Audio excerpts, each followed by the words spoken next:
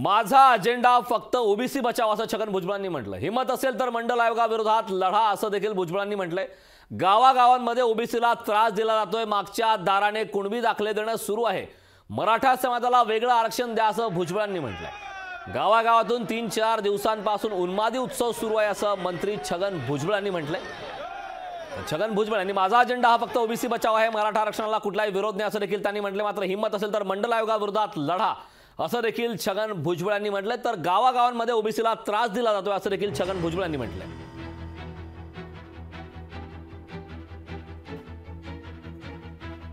माझा अजेंडा फक्त आता ओबीसी बचाव।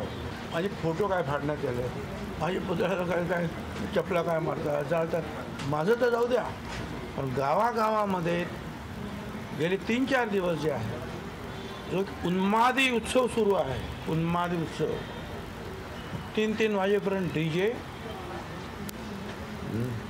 नाच करायचा, जिथे ओबीसी घरं आहेत त्यांना त्रास द्यायचा, हा प्रकार जो आहे आता गावागावातून सुरू झालेला आहे।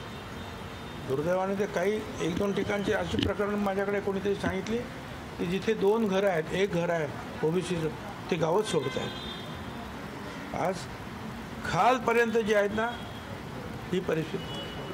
आम्ही भाषण करतो, आम्ही रॅलीज करतो ते ठीक, परंतु ज्या वेळेला हा विजयी उन्माद की आम्ही जिंकलो, आम्ही मिळून आलो मुंबईवरून, सगळं आरक्षण आमचं झाला आणि त्याचा जो उन्मादी उत्सव, उत्सव नाही, उत्सव साजरा करायला कुणाची ना नाही, उन्माद, आणि तो ओबीसीच्या विरुद्ध शिवी गाळ देत, डीजेवर सुद्धा मला शिवी गाळ देत गाणी, हे सगळं आम्ही पाहतो आहोत।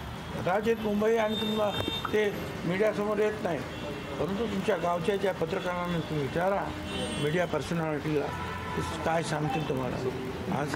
आणि ही भयंकर परिस्थिती जी आहे आज राज्यामध्ये दुर्दैवाने निर्माण झालेली आहे। लोकशाही मराठी ऐका, पहा, जागरूक रहा।